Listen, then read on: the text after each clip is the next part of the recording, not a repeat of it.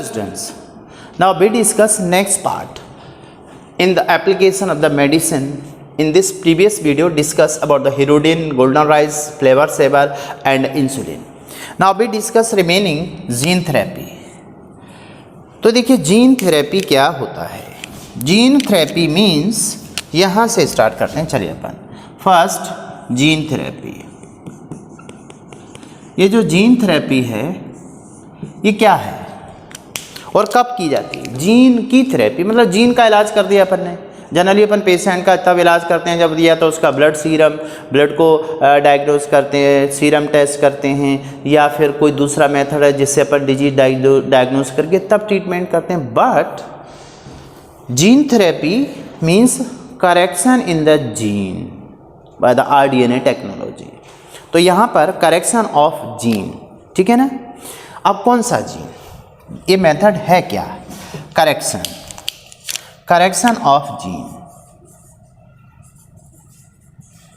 Gene में correct करना है अपन को, करेक्शन ऑफ जीन. अब करेक्शन ऑफ जीन कौन सा जीन, किस जीन में करेक्शन करें. तो यहाँ पर करेक्शन ऑफ जीन, और वो जीन कौन सा है, ADA gene. ADA gene, adenosine deaminase enzyme synthesising gene. ADA gene क्या सिंथेसिस करता है. ये जो ADA जीन है ये क्या करेगा, सिंथेसिस करेगा, synthesis of adenosine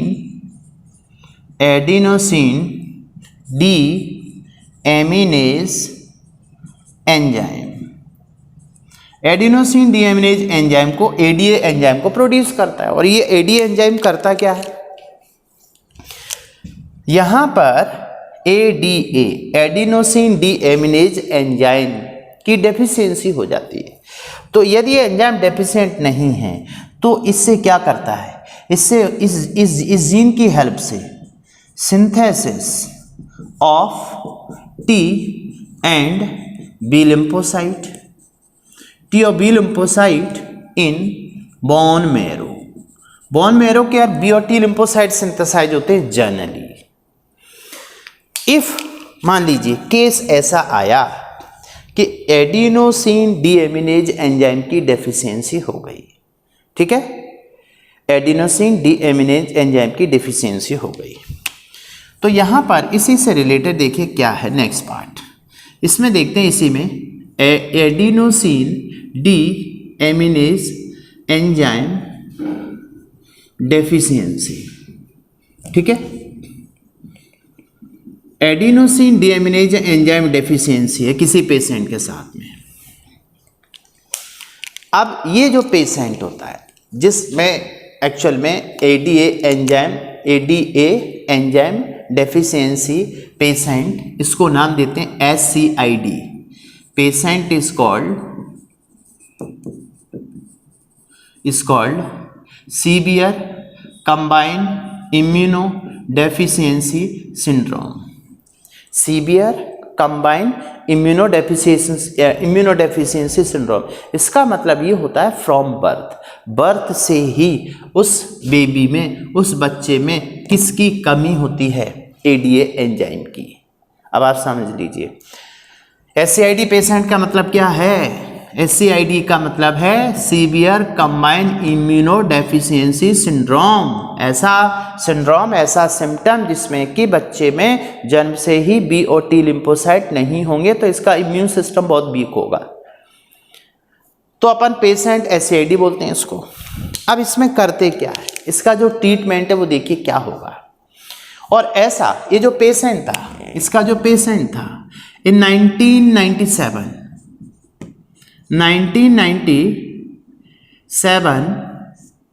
patient 4 year girl, इसका नाम था अशांति डी सिल्वा.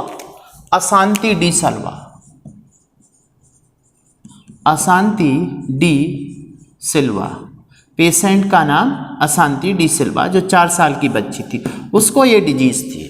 सबसे पहले उसमें देखा गया तो अब प्रॉब्लम आ गई कि इस बच्ची में क्या था, इस बच्ची में बहुत इसका इम्यून सिस्टम बर्थ से ही बहुत वीक होगा क्योंकि एंजाइम नहीं है एडीए, उसमें टी और बी लिम्फोसाइट नहीं होंगे, डेफिशिएंसी है। तो ऐसे बच्चे का इम्यून सिस्टम बहुत वीक होता है। तो ऐसे में फिर अपन ने एक नया मेथड इस तरह के पेशेंट को ट्रीट करने के लिए जीन थेरेपी का यूज किया। तो देखिए इसमें क्या करते हैं। फर्स्ट ऑफ ऑल इसमें 2 स्टेप होते हैं। ट्रीटमेंट को लेके बात करें, ट्रीटमेंट, इसका जो ट्रीटमेंट है, इसकी ट्रीटमेंट के लिए क्या करें। ट्रीटमेंट में 2 स्टेप है। देखिए फर्स्ट स्टेप जो है इसमें ये ट्रीटमेंट कब है, after birth. After birth treatment देखिए इसमें क्या दिक्कत आती है और कैसे कर सकते हैं। तो सबसे पहले तो अपन क्या करेंगे कि जो पेशेंट है उसका ब्लड कलेक्ट करेंगे, मीन्स ब्लड कलेक्ट फ्रॉम, चलो अपन ऐसे क्या इतना क्यों लिखते हैं, ये अपनी डी सिल्वा बेबी है ना, इसी को बनाते हैं। ये देखिए ये पेशेंट है, बेबी है, ठीक है, ये क्यूट बेबी है और इसको कौन सा डिसऑर्डर है, एडीए डेफिशिएंसी है। तो सबसे पहले अपन इससे क्या कलेक्ट करते हैं, ब्लड, और ब्लड कलेक्ट करने के बाद उस ब्लड में से अपन क्या करते हैं, टी लिम्फोसाइट, ये रहे टी लिम्फोसाइट, इसके टी लिम्फोसाइट, इन टी लिम्फोसाइट को आइसोलेट कर लेते हैं। अब करते क्या है कि इस टी लिम्फोसाइट में, मतलब उसमें टी और बी लिम्फोसाइट बहुत कम है, तो इसके लिए इसमें इंट्रोड्यूस करते हैं क्या, इसमें इंट्रोड्यूस करते हैं, देखिए क्या, इसमें सबसे पहले अपन जो एडीए जीन होगा, एडीए जीन मीन्स इसका डीएनए, और इस डीएनए से क्या बनेगा, एमआरएनए, इस एमआरएनए से आगे रिवर्स ट्रांसक्रिप्टेज,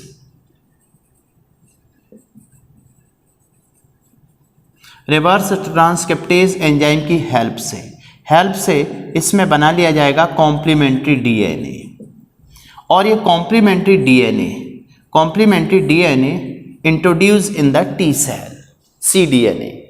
अब cDNA कॉम्प्लीमेंट्री किसका है, एडीए जीन का, एडीए डीएनए का, तो कॉम्प्लीमेंट्री cDNA क्या बनाएगा, mRNA, और mRNA से बनेगा प्रोटीन मीन्स कौन सा एंजाइम बन जाएगा, एडीए एंजाइम। तो इसमें अब एडीए एंजाइम का सिंथेसिस होगा। उसके बाद अब इस लिम्फोसाइट को अपन क्या करते हैं, इसका कल्चर करते हैं। ये कल्चर मीन्स यहाँ पर नंबर बढ़ा लेते हैं इन लिम्फोसाइट का। ये देखिए ये लिम्फोसाइट है, टी लिम्फोसाइट, तो इन सभी लिम्फोसाइट में ये कौन सा जीन है, ये जीन है कौन सा, एडीए जीन, राइट, और एडीए जीन है। अब इसको अपन अगेन ट्रांसफर्ड इनटू पेशेंट, तो इसको इन वाले लिम्फोसाइट को काय में ट्रांसफर कर दिया, मीन्स ये ट्रांसफर कर दिए गए, transfer into the patient. But problem ये है कि ये जो लिम्फोसाइट होते हैं ये लिविंग सेल होती है, इसका लाइफ स्पैन बहुत कम होता है, तो आफ्टर सम टाइम ये लिम्फोसाइट मर जाएगी, फिर से रिपीट करना पड़ेगा प्रोसेस। तो अब देखिए इसमें क्या प्रॉब्लम आ रही। फर्स्ट स्टेप है आफ्टर बर्थ अपन ने इस प्रोसेस के थ्रू ये देखा, तो ये जो लिम्फोसाइट हैं, टी लिम्फोसाइट, ये इन टी लिम्फोसाइट में जीन तो प्रेजेंट है, बट ये कैसे हैं, इमॉर्टल नहीं है, मीन्स इनका नेचुरली डेथ हो जाती है, नेचुरली डेथ होती है इनकी, और इनका जो लाइफ स्पैन है वो 10 to 15 डेज होता है मैक्सिमम। तो 10 to 15 डेज के बाद तो इस प्रोसेस को अगेन रिपीट करना पड़ेगा। तो यहाँ पे अपने लिए क्वेश्चन क्या बना, फर्स्ट स्टेप में आफ्टर बर्थ यदि ट्रीटमेंट किया जाता है तो this method is repeated again and again. Again and again, याद रखिए। सेकेंड स्टेप अपन क्या देखें इसमें, सेकेंड स्टेप में ट्रीटमेंट क्या हो सकता है। ये पहला स्टेप था ये वाला, और ये वाला दूसरा step, second step. Second step में इसका ट्रीटमेंट देखिए कब करें, तो early age means early embryo, इसका जो ट्रीटमेंट है अर्ली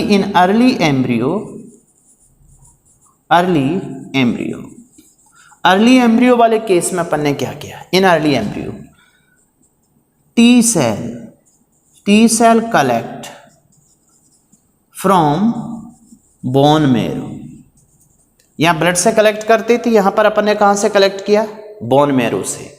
अब बोन मैरो से कलेक्ट करने के बाद जो सिंथेसाइजिंग, जो देखिए बोन मैरो के अंदर तो टी लिम्फोसाइट बनने जा रहा होगा, तो स्टेम सेल थेरेपी आजकल बहुत यूज होती है।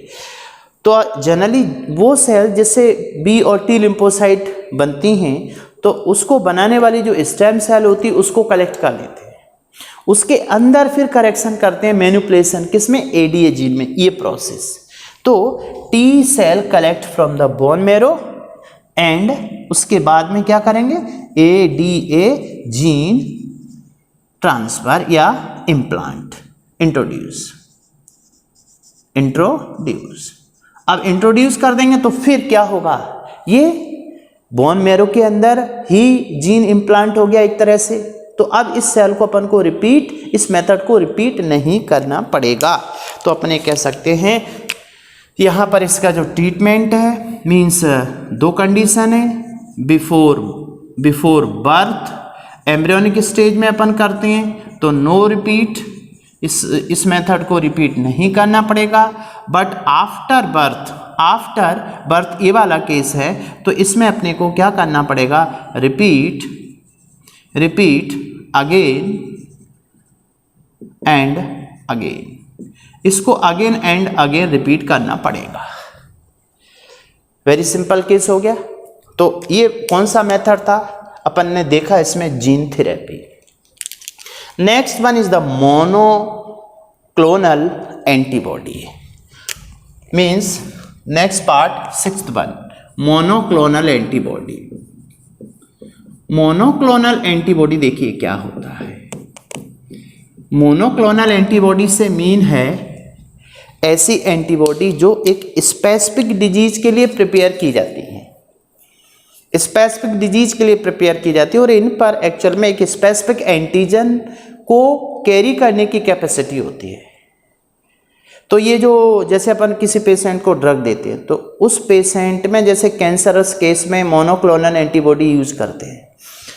तो मोनोक्लोनल एंटीबॉडी एक्चुअल में प्रिपेयर्ड बाय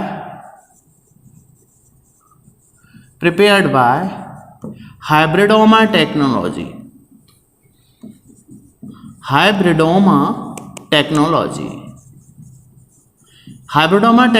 हाइब्रिडोमा मेथड से इसको प्रिपेयर करते हैं। और इसको प्रिपेयर किया था फर्स्ट प्रिपेयर्ड बाय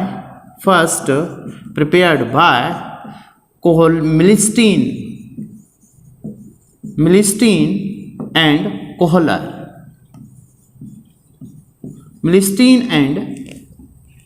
कोहलर ने इस हाइब्रिडोमा टेक्नोलॉजी के थ्रू सबसे पहले मोनोक्लोनल एंटीबॉडी को प्रिपेयर किया। कैसे, देखिए मोनो माने वन, एक टाइप की एंटीबॉडी जो एक स्पेसिफिक एंटीजन के लिए प्रिपेयर की जाए। इसमें क्या करते हैं कि जैसे myeloma cell from bone marrow, ये एक्चुअल में माइलोमा सेल बोन मैरो से कलेक्ट की ये, और माइलोमा का मतलब होता है कैंसर, तो बेसिकली ये कैंसरस सेल है, कैंसर सेल होती है। और इधर माइस है, माइस से कलेक्ट करते हैं, ये कहाँ से कलेक्ट करते हैं, from myeloma cell from bone marrow of human, ये ह्यूमन की है। लेकिन माइस से ये जो कलेक्ट लिम्फोसाइट, और इन लिम्फोसाइट पे क्या प्रेजेंट होती है, एंटीजन। ये मान के चलिए लिम्फोसाइट है इसकी, ये लिम्फोसाइट है और इस पर ये क्या प्रेजेंट है, एंटी सेल, राइट। इस सेल को कलेक्ट किया, अब इन दोनों सेल को फ्यूज कर दिया। देखिए फ्यूज करने से क्या होगा, कैंसरस सेल से कौन सा कैरेक्टर आ जाएगा, कैंसरस सेल से कैरेक्टर आ जाएगा डिवाइडिंग कैरेक्टर, और लिम्फोसाइट से आ जाएगा इम्यून कैरेक्टर। तो अब ये सेल दोनों के कैरेक्टर वाली सेल है। इस सेल में डिवीजन भी ज़्यादा होगा, कैंसर सेल का कैरेक्टर है, और लिम्फोसाइट मीन से एंटीबॉडी प्रोड्यूस करेगी। तो इस सेल को बोलते हैं hybrid cell. This cell is called hybrid cell. अब इस हाइब्रिड सेल को, हाइब्रिड सेल मोनो सेल है, हाइब्रिड मोनो हाइब्रिड सेल नाम देंगे इसको, मोनो हाइब्रिड सेल एक कैरेक्टर के लिए। अब यहां पर इसकी करते हैं क्लोनिंग, तो क्या करते हैं इसकी मोनोक्लोनिंग। मोनोक्लोनिंग का मतलब नंबर बढ़ाते हैं, तो अब ये सेल का नंबर बढ़ गया। These are the monoclonal cell, इसमें दोनों के कैरेक्टर हैं, antibody producing and dividing cell. अभी मोनोक्लोनल में डिवाइडिंग कैरेक्टर के साथ साथ में लिम्फोसाइट कैरेक्टर भी है। तो लिम्फोसाइट कैरेक्टर क्या है, एंटीबॉडी प्रोड्यूस करना। तो एंटीबॉडी एक स्पेसिफिक टाइप की एंटीबॉडी होगी, that is monoclonal antibody, right. Very simple method. Monoclonal antibody क्या होता है, इज इट क्लियर। अब दूसरा, अब देखिए यहां तक अपन ने डिस्कस क्या क्या कर लिया, hirudin, golden rice, Flavr Savr tomato, insulin, gene therapy, ADA, उसके बाद में मोनोक्लोनल एंटीबॉडी, ये सब अपन ने इतना डिस्कस कर लिया। नेक्स्ट, अब लास्ट में क्या बच रहा है वो देखिए। Last one is the molecular diagnosis. तो lastly we discuss about 7th molecular diagnosis. Molecular diagnosis क्या होती है? मोलिकुलर डायग्नोसिस का मतलब है एक पर्टिकुलर डिजीज के मॉलिक्यूल की डायग्नोसिस करना, मतलब identification of the disease is called diagnosis. अब डायग्नोस्टिक मेथड क्या क्या थे जिससे अपन कोई पर्टिकुलर डिजीज के पैथोजन को डायग्नोसिस कर सकते हैं? तो देखिए इसमें यहाँ पर ये पार्ट अपन रिमूव करते हैं क्योंकि हो चुका है, ठीक है। इतने पोर्शन में देखिए, सबसे पहले अपन देखो क्या करते हैं। जनरली अपन जानते हैं किसी पेशेंट की अपन को डायग्नोसिस करनी है तो या तो ब्लड सीरम के थ्रू करते हैं, ब्लड में यदि ब्लड की जांच करते हैं या सीरम की जांच करते हैं तो उसमें पैथोजन प्रेजेंट होता है। तो इसमें अपन ने डिजीज की जो डायग्नोसिस की by the using of blood and serum, that is called pathophysiology. तो फर्स्ट जैसे कोई पेशेंट है उसमें डायग्नोसिस में one is the pathophysiology. Pathophysiology of disease या पैथोजन की पैथोफिजियोलॉजी कैसे अपन डायग्नोस करते हैं? बाय यूजिंग ऑफ, इसमें यूज क्या किया गया? Bye using of blood and serum, ठीक है। ब्लड और सीरम के थ्रू अपन ने उस पैथोजन के बारे में जानकारी ले ली। बट प्रॉब्लम क्या है इसके साथ में? ब्लड और सीरम में पैथोजन यदि डायग्नोज हो रहा है, जैसे मान लीजिए मलेरिया की बात करें तो मलेरिया में अपन देख चुके हैं या पिछली वीडियो में आप देख सकते हैं। हाँ, एक बात और याद रखो, वीडियो देखते समय उसको लाइक भी करो भाई, ठीक है ना। मतलब यूँ का मतलब यूँ लाइक करो भाई। सारे के सारे वीडियो आप देखोगे तो आपके एग्ज़ाम के लिए बहुत इंपॉर्टेंट हैं। आप इनको पढ़कर अपने सेल्फ नोट्स बना सकते हैं और 100% क्वेश्चंस नीट में इसी में से आने वाले हैं, क्योंकि सारा का सारे video A to Z sequence wise NCERT को फॉलो करके बनाए जा रहे हैं। तो ये बहुत ज़रूरी है कि जब तक आप लाइक नहीं करोगे तो मोटिवेशन नहीं मिलेगा, क्योंकि आपकी जितनी लाइक होंगी उतनी मज़ा आएगा, फिर लगेगा और यार और ज़्यादा सा थोड़ा सा इन बच्चों के लिए अच्छा किया जाए। तो it's very necessary for you and also me.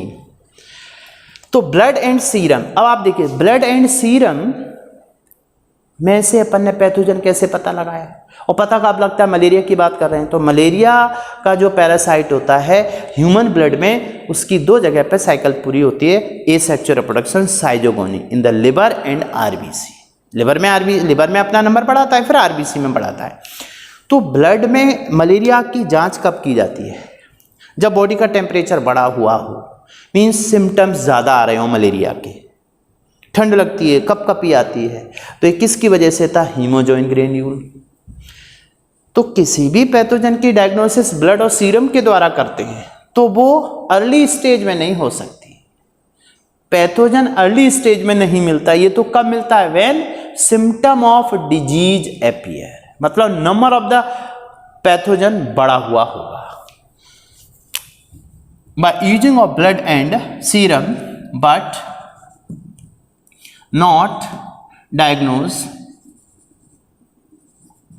not diagnosed in early stage। Early stage में डायग्नोज नहीं हो सकता, जब सिम्टम्स आ जाएंगे तब ब्लड के द्वारा, तो कोई मजा नहीं आया। पैथोफिजियोलॉजी इतना इंपॉर्टेंट नहीं है, अपन चाहते हैं कोई पैथोजन की अर्ली स्टेज में, डिजीज की अर्ली स्टेज में ही डायग्नोसिस हो जाए। तो अर्ली स्टेज में डिजीज को डायग्नोज करने के लिए अपने पास क्या क्या मेथड हो सकते हैं। सेकेंड, तो अब क्या करें, तो अपन बात करते हैं फॉर अर्ली एज।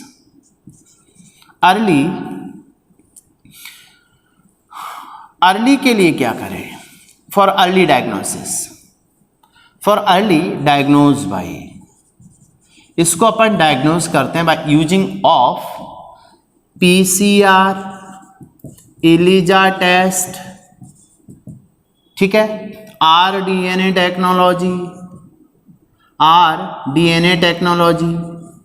इनके द्वारा यूज करते हैं, इन मेथड का यूज करते हैं by using of this method. Early stage में, फॉर अर्ली स्टेज में अर्ली डायग्नोसिस के लिए ऐसा करना पड़ेगा, इन मेथड का यूज कर सकते हैं जिससे अपन को पैथोजन के अर्ली स्टेज में डायग्नोसिस हो सकती है।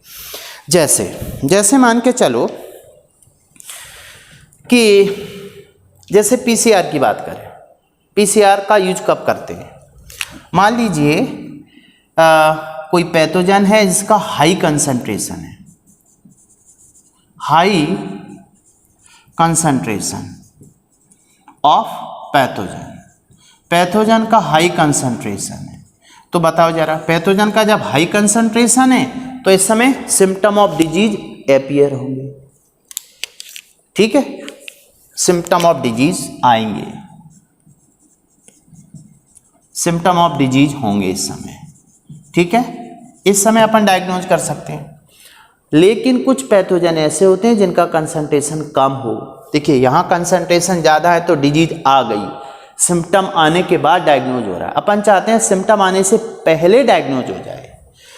तो ऐसे में मान लीजिए लो कंसंट्रेशन है, लो कंसंट्रेशन है ये किसका, पैथोजन का, तो ऐसे में अपन कौन सा मेथड यूज करते हैं, पीसीआर, बाय पीसीआर के थ्रू क्या करते हैं, मैग्नीफाई कर लेते हैं उस, देखिए लो कंसंट्रेशन है तो लो कंसंट्रेशन है तो उसको मैग्नीफाई कर लेते हैं, तब जाके उसकी डायग्नोसिस कर सकते हैं कि हाँ भाई तुम ब्लड में या बॉडी के किसी पार्ट में प्रेजेंट हो।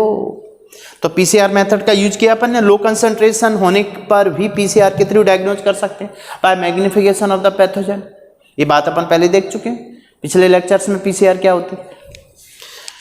उसके बाद दूसरा इसमें आता है आरडीएनए, अपन ने डिस्कस कर चुके।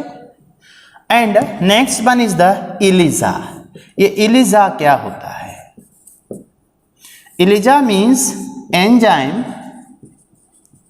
लिंक्ड, इसमें एंजाइम लिंक्ड होता है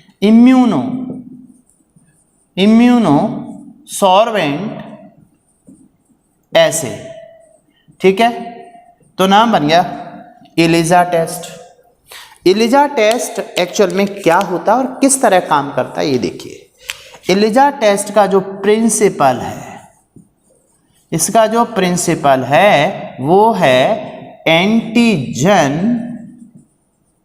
एंटीबॉडी रिएक्शन, ठीक, ये है एक्चुअल में इसका क्या प्रिंसिपल, एंटीजन एंटीबॉडी रिएक्शन। कैसे करते हैं एलिजा टेस्ट को? तो एलिजा टेस्ट आजकल अपन किस किस के लिए कर सकते हैं, जैसे कैंसर को डायग्नोस कर सकते हैं, HIV को डायग्नोस कर सकते हैं। तो इसमें अपन डायग्नोसिस किसकी करते हैं? फॉर एलिजा किसके लिए लगाया जाता है? For detection of HIV, for cancer. इनका पता लगा सकते हैं अपन, HIV और कैंसर का पता लगा सकते हैं एलिजा द्वारा। कैसे पता लगाते हैं वो देखिए। इसमें एक्चुअल में पॉलीस्टाइरीन माइक्रो टाइटर प्लेट होती है एक, ये अपन एक ही डायग्राम से समझ सकते हैं। This is the polystyrene micro pipette है। चलो ये पॉलीस्टाइरीन माइक्रो पिपेट है, 3 आ जाएंगे यहाँ पे। चलो थोड़ा इसको इधर बना लेते हैं, ठीक। पॉलीस्टाइरीन माइक्रो पिपेट है ये, that is the polystyrene micro pipette plate. एक प्लेट होती है इस टाइप की, ठीक है। तो माइक्रो टाइटर, माइक्रो पिपेट नहीं, माइक्रो टाइटर, ठीक है, एक प्लेट है ये। इस प्लेट का यूज अपन डायग्नोसिस के लिए कैसे करते हैं वो देखिए। इसकी मेथड क्या होती है? तो इस मेथड में क्या होता है कि सबसे पहले यहाँ पर एडजॉर्ब करा देते हैं क्या? एंटीबॉडी। और ये जो एंटीबॉडी होते हैं मीन्स बेसिकली ये जो एंटीबॉडी को बाइंड करने के लिए कुछ एंटीजन इस पर एडजॉर्ब करा देते हैं। तो ये होती हैं ग्लाइकोप्रोटीन 120 एडजॉर्ब हो गई, ये होती है। अपन जानते हैं जो एड्स वायरस होता है उस पर जो स्पाइक्स होते हैं, जैसे मान के चलो एड्स वायरस है ये, और इस एड्स वायरस पर ये है ग्लाइकोप्रोटीन 120। तो ग्लाइकोप्रोटीन 120 को अपन ने पहले से एडजॉर्ब करा दिया यहाँ पे, ठीक है। अब सेकंड स्टेप में देखिए क्या करते हैं। ये इस तरह के बैल होते हैं ये, ठीक है, ये बैल होते हैं, गड्ढे से होते हैं इस पे। सेकंड में यहीं पर देखिए इसमें क्या किया गया, यही स्टेप है। अब इसमें पहले से क्या एडजॉर्ब है, ये antibody, sorry protein, glycoprotein 120 absorb है। अब इसके बाद में पेशेंट का ब्लड कलेक्ट किया। अब पेशेंट का ब्लड मीन्स सीरम, तो इसमें सीरम कांटेक्ट में लाते हैं अपन, तो सीरम ऑफ द पेशेंट यहां डालते हैं, serum of patient, PT means patient. Serum जैसे इसमें भरेंगे तो सीरम में क्या प्रेजेंट होगी? एंटीबॉडी। ये प्रोटीन है, एंटीजन का काम करेगी। तो सीरम के अंदर ये मान लीजिए एंटीबॉडी है, इस पे एंटीबॉडी बाइंड हो गया, तो अब ये कॉम्प्लेक्स बन गया। ये नीचे का एंटीजन था, प्रोटीन था, ये ऊपर एंटीबॉडी है, तो antibody antigen complex, that is the, ये यहां पर क्या बन गया? ये क्या बन गया? Antigen antibody complex, antigen antibody complex बन गया। इसके बाद नेक्स्ट देखिए आगे क्या होगा। अब इसमें यहां देखें अपन तो कॉम्प्लेक्स ऑलरेडी प्रेजेंट है, ये कॉम्प्लेक्स ऑलरेडी प्रेजेंट है, ठीक है। और इसके साथ में क्या बाइंड है? एंटीबॉडी, ये, ठीक।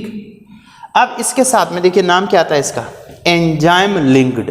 तो कौन सा एंजाइम यूज की जाता है यहाँ पर? तो वो एंजाइम होता है एल्केलाइन फॉस्फेट। तो नेक्स्ट पार्ट में क्या होगा? इसमें ये यदि एंजाइम के साथ में लिंक हो गया, ये देखो लिंक हो रहा है, 3 कॉम्प्लेक्स हो गए, 1 2 3।